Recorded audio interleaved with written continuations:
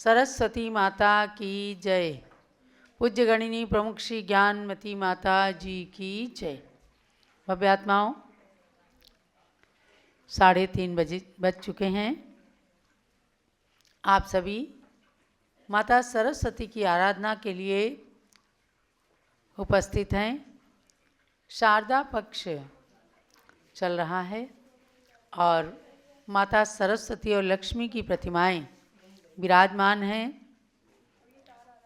जो समो शरण में तीर्थंकर भगवान के आजू बाजू में विराजित रहती हैं।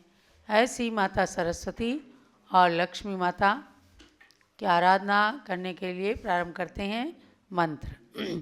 जो कुछ भी आपने मंत्रित करने के लिए सामान रखा हो, उसको एक एक मंत्र के द्वारा मंत्रित करते रहें, स्वाहा बोल करके, और उसे अपने प्रयोग में लें।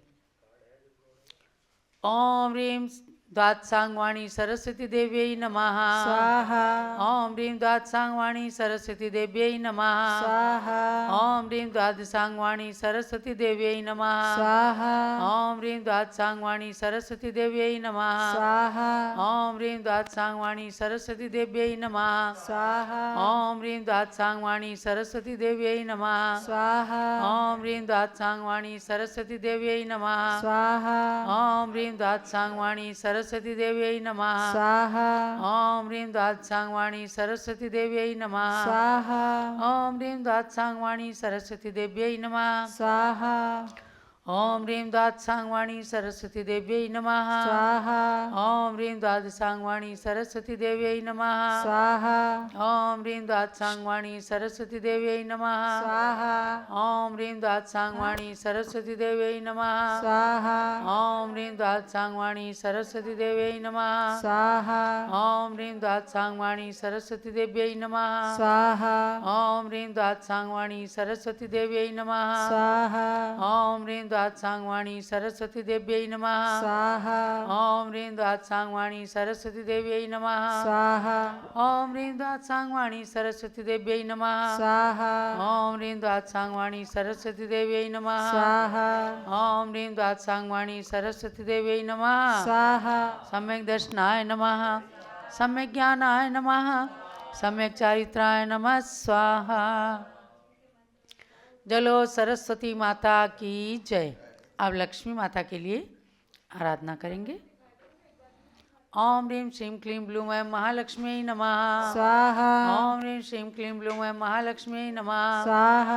ओम ह्रीं श्रीं क्लीं ब्लूं ऐं महालक्ष्मी नमः स्वाहा। ओम ह्रीं श्रीं क्लीं ब्लूं ऐं महालक्ष्मी नमः स्वाहा। ओम ह्रीं श्रीं क्लीं ब्लूं ऐं महालक्ष्मी नमः स्वाहा। ओम ह्रीं श्रीं क्लीं ब्लूं ऐं महालक्ष्मी नमः स्वाहा।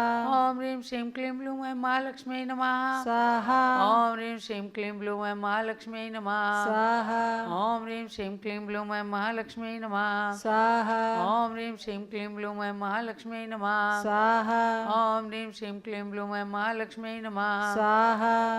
ओम ह्रीं श्रीं क्लीं ब्लूं ऐं महालक्ष्मी नमः स्वाहा। ओम ह्रीं श्रीं क्लीं ब्लूं ऐं महालक्ष्मी नमः स्वाहा। ओम ह्रीं श्रीं क्लीं ब्लूं ऐं महालक्ष्मी नमः स्वाहा। ओम ह्रीं श्रीं क्लीं ब्लूं ऐं महालक्ष्मी नमः स्वाहा। ओम ह्रीं श्रीं क्लीं ब्लूं ऐं महालक्ष्मी नमः स्वाहा। ओम ह्रीं श्रीं क्लीं ब्लूं ऐं महालक्ष्मी नमः स्वाहा। ओम ह्रीं श्रीं क्लीं ब्लूं ऐं महालक्ष्मी नमः स्वाहा। ओम ह्रीं श्रीं क्लीं ब्लूं ऐं महालक्ष्मी नमः स्वाहा। ओम ह्रीं श्रीं क्लीं ब्लूं ऐं महालक्ष्मी नमः स्वाहा। ओम ह्रीं श्रीं क्लीं ब्लूं ऐं महालक्ष्मी नमः स्वाहा। ओम ह्रीं श्रीं क्लीं ब्लूं ऐं महालक्ष्मी नमः स्वाहा। ओम ह्रीं श्रीं क्लीं ब्लूं ऐं महालक्ष्मी नमः स्वाहा। ओम ह्रीं श्रीं क्लीं ब्लूं ऐं महालक्ष्मी नमः स्वाहा। ओम ह्रीं श्रीं क्लीं ब्लूं ऐं महालक्ष्मी नमः स्वाहा। सम्यक् दर्शनाय नमः स्वाहा। सम्यक् ज्ञानाय नमः स्वाहा। सम्यक् चारित्राय नमः स्वाहा। स्वाहा। चलो महालक्ष्मी माता की जय। चलिए अब अर्घ्य चढ़ाएंगे माता सरस्वती के लिए। उधर वाली प्रतिमा के पास चढ़ाओ। वारी गंधशाली पुष्प चरु सुदीप धूप ले, सत्फलों समेत अर्घ्य से जजें सुयश मिले। दशांग में द्वादशांगमय सरस्वती मुझे सुबोध दो, बुद्धि समीचीन हो उदित ज्ञान ज्योति हो। ओम ह्रीं कमल विनिर्गत द्वादशांगमयी सरस्वती देवी अर्घ्यम निर्पामिति स्वाहा। जय हो सरस्वती माता की जय। हे लक्ष्मी माता तुम मेरे घर में आकर खुशियाँ भर दो, मेरे आंगन को अपने वरदानों से पूर्ण सुखी कर दो। इसे हेतु तुम्हारे दर पर यह मेरा पूर्णार्घ्य समर्पित है। इस अर्घ्य थाल के माध्यम से ये 8 द्रव्य समर्पित हैं। ओम ह्रीं श्रीं क्लीं ब्लूं महालक्ष्मी अर्घ्यम निर्पामिति स्वाहा। जल महालक्ष्मी माता की जय। ये सरस्वती लक्ष्मी की आराधना आपने की है और अभी लगातार फाल्गुन कृष्णा द्वितीया तक अर्थात 13 तारीख तक यह आराधना लगातार चलेगी क्योंकि 16 दिन की यह आराधना शारदा पक्ष में सरस्वती माता के लिए किया जाता है ताकि हमारी स्मरण शक्ति अच्छी हो, ज्ञान का विकास हो। जो जो वस्तुएं आपने मंत्रित की है स्वयं भी प्रयोग करें और बच्चों को भी खाने के लिए देंगे। तो ये सरस्वती माता की आराधना हुई। अब क्लास की ओर चलते हैं। उससे पहले आपको ध्यान देना है कि अयोध्या तीर्थ के निकट ही रौनाही रतनपुरी तीर्थ है जो भगवान धर्मनाथ 15वें तीर्थंकर भगवान धर्मनाथ की जन्मभूमि है। गर्भ, जन्म, तप और केवल ज्ञान इन 4 कल्याणकों से पवित्र भूमि है। ऐसी भूमि पर माघ शुक्ला त्रयोदशी 10 फरवरी को भगवान धर्मनाथ का जन्म और तप कल्याणक आ रहा है और वहाँ का वार्षिक उत्सव भी इसी तिथि को मनाते हैं। ते तिथि है 10 फरवरी 2025 को। परम पूज्य गणिनी प्रमुख श्री ज्ञानमती माता के पावन सानिध्य में जैसे पिछले 2 वर्षों से मनाया जा रहा है कार्यक्रम वार्षिक उत्सव का, रथ यात्रा निकलती है। भक्तजन पूरे अवध प्रांत के आते हैं और भगवान धर्मनाथ का विधान आदि करके रथ यात्रा के माध्यम से धर्म प्रभावना करके पुण्य लाभ प्राप्त करते हैं। ऐसे इस बार भी पूज्य गणनी ज्ञानमती माता जी 8 फरवरी को यानी कि माघ शुक्ला एकादशी को अयोध्या से विहार करके और रतनपुरी पहुँचेंगी। वहाँ उनके सानिध्य में 10 फरवरी को कार्यक्रम मनाया जाएगा। बहुत ही अतिशयकारी तीर्थ है।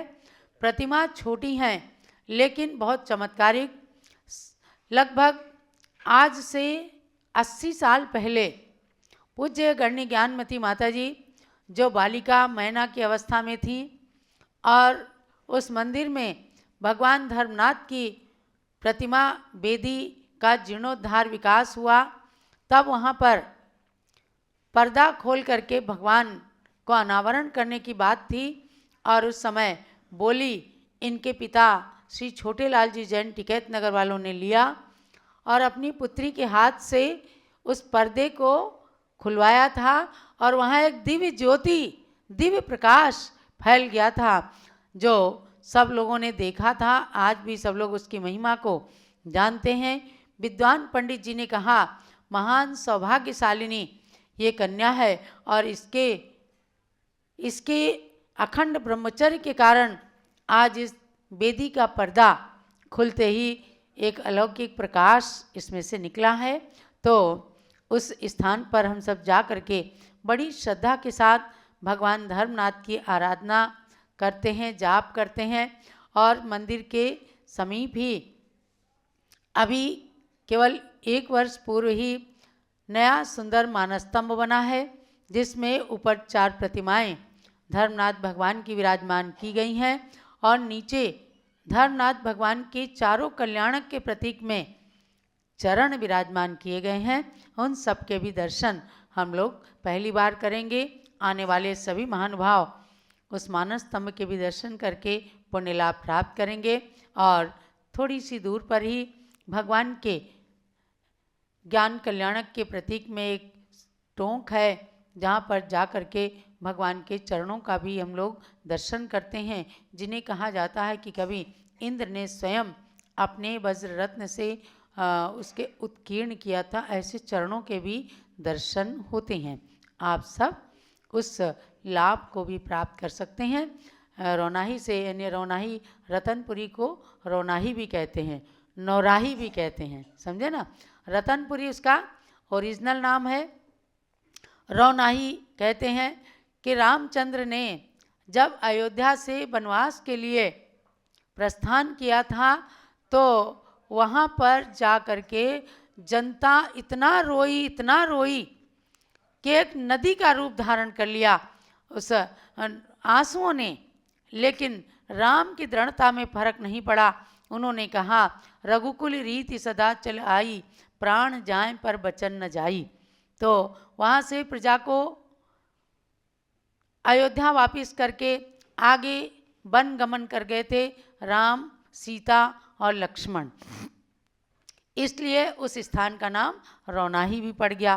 नौराही भी है कि सरयू नदी यहाँ अयोध्या रतनपुरी में बहती है, उसमें नाव के रास्ते से, नौका से उन्होंने नदी पार की थी, इसलिए उसका नाम नौराही भी है। और रतनपुरी तो है ही। रतनपुरी भगवान धर्मनाथ की जन्मभूमि है और वहाँ लाखों साल पहले एक रानी मनोवती ने भगवान के दर्शन की प्रतिज्ञा की थी। वे रतनपुरी पहुँचे थे अपने पति के साथ। मनोवती रतनपुरी पहुँची और वहाँ 11 उपवास करने के बाद एकदम उसका शरीर शिथिल हो गया और उसने मन में भावना करी, हे भगवान, अगर मेरे नियम की पूर्ति नहीं हुई, मेरा अंत हो गया, तो संसार में कोई नियम नहीं लेगा। उसने नियम लिया था मुनिराज से, मैं गज मोती चढ़ा करके भगवान के दर्शन करूंगी। विपत्ति आई, इसकी लंबी कहानी है। और वे रतनपुरी पहुँचे। तुरंत रात में देवताओं ने उन्हें स्वप्न दिया कि मनोवती जी, आप घबराइए मत, आप जरा सा आगे चल कर जाइए, एक पत्थर पड़ेगा, उसको हटाना, वहाँ एक गुफा निकलेगी और वहाँ भगवान के दर्शन आपको हो जाएंगे। वही हुआ, सुबह दर्शन हुए। अब मनोवती सोचती है कि दर्शन तो हो गए, लेकिन मेरी प्रतिज्ञा कैसे पूर्ण हो, गज मोती कहाँ से लाऊं।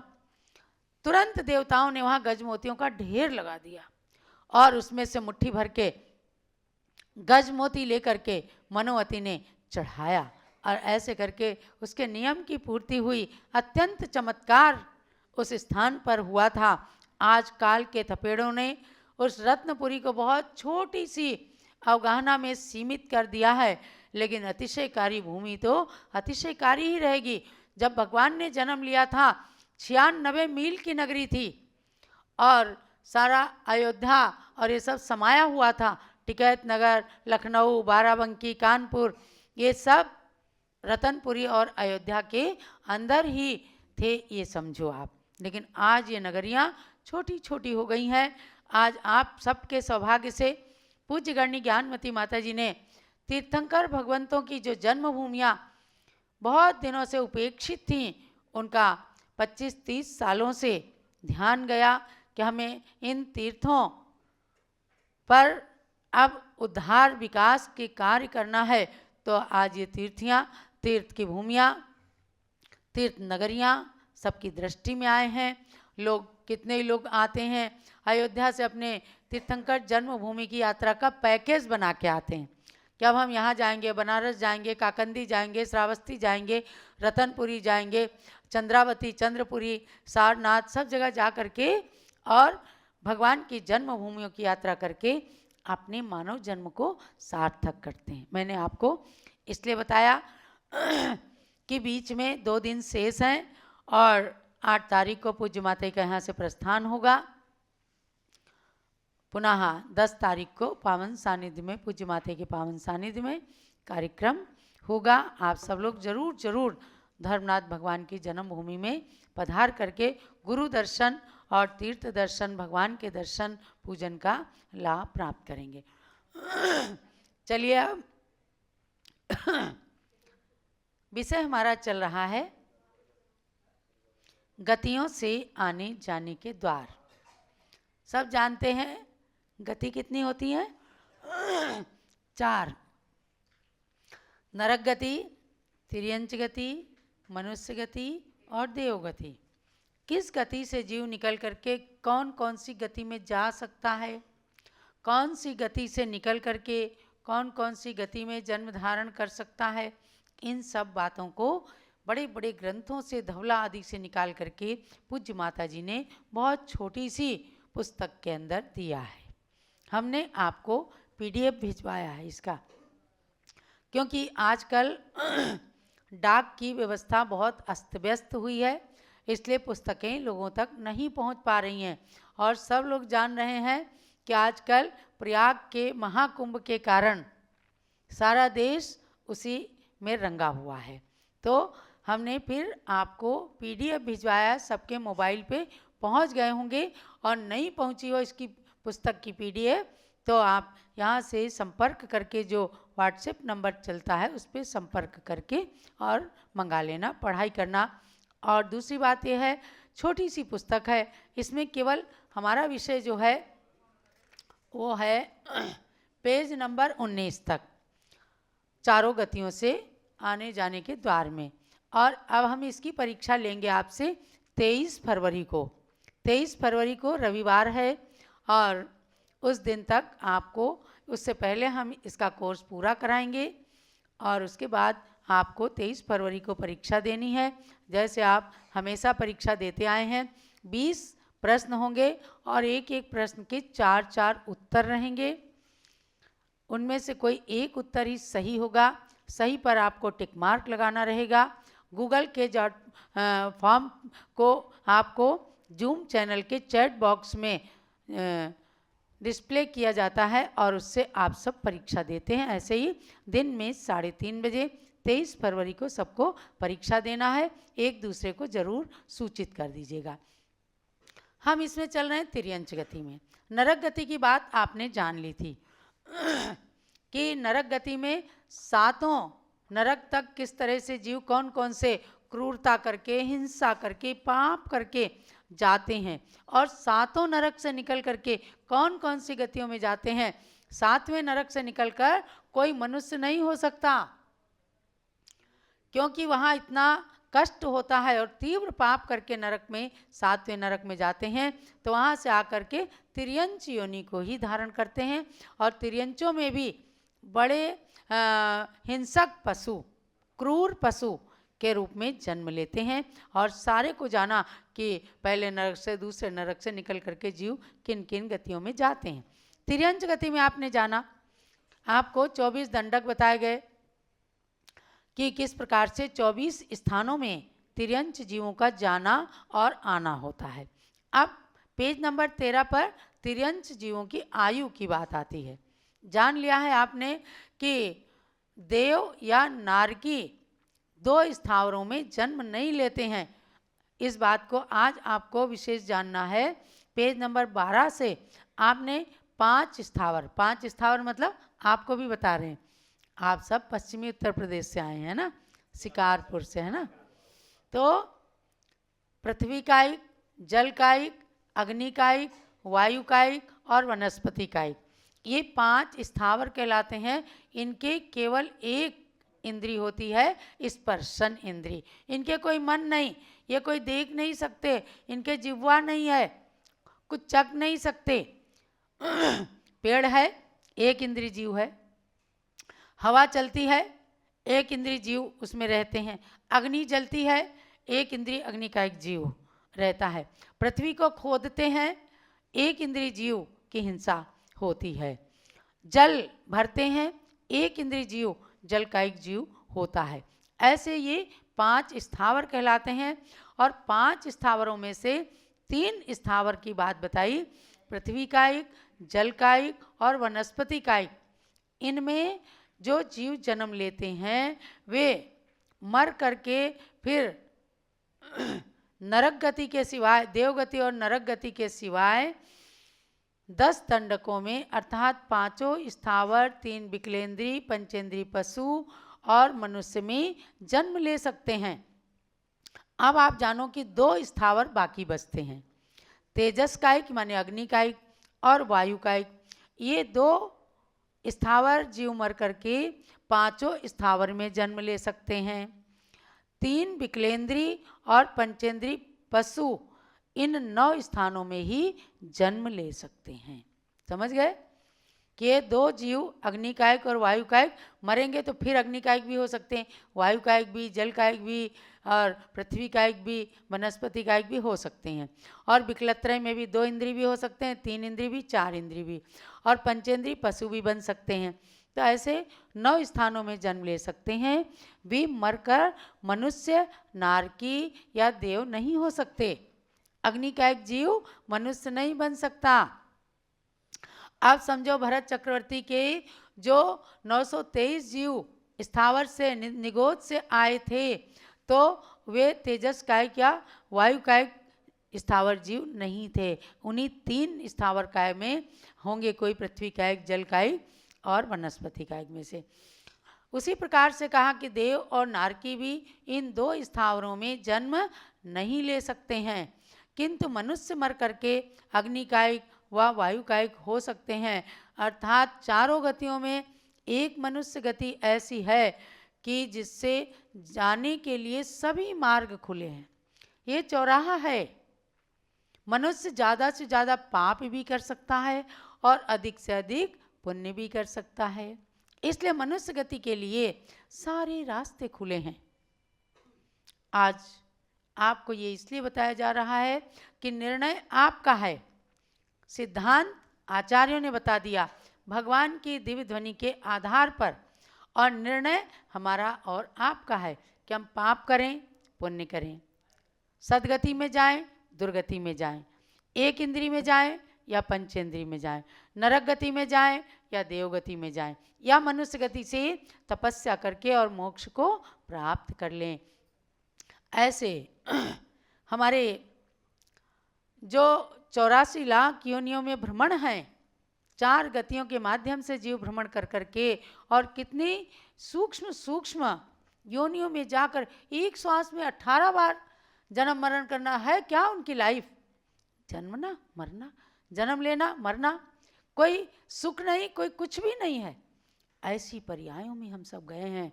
तो पूज्य ज्ञानमती माता ने बहुत ही सुंदर शिखरणी छंद के अंदर भगवान चंदा प्रभु की स्तुति में कहा है, शरीरी प्रत्येकं भवति भुवि वेधा स्वकृतितः विधत्ते नानाभू पवन जल वन्ये द्रुमतनुं त्रसो भूत्वा भूत्वा कथमपि विधायात्र कुशलं स्वयं स्वस्मिन्नास्ते भवति कृत्यः शिवमयः। हे भगवान, आपके अनेकांतमयी शासन में हर जीव अपने अपने कर्मों का करता है, अपनी अपनी सृष्टि का रचयिता स्वयं है। क्या जैन शासन क्या मानता है? जैन शासन किसी भगवान को सृष्टि का कर्ता नहीं मानता। अपनी सृष्टि को हम स्वयं रच रहे हैं और हम चाहेंगे तो सृष्टि से ऊपर उठ करके मोक्ष भी प्राप्त कर सकते हैं। तब मत में प्रत्येक जीव निज निज कृति से सृष्टा बनता, भूजल वायु अग्नि वनस्पति विविध विविध निज तन रचता, विकलत्रय पंचेंद्रिय बन बन कभी शुभ से नर तन पाया, यदि निजातम ध्यान किया कृत कृत्य हुआ शिव पद पाया।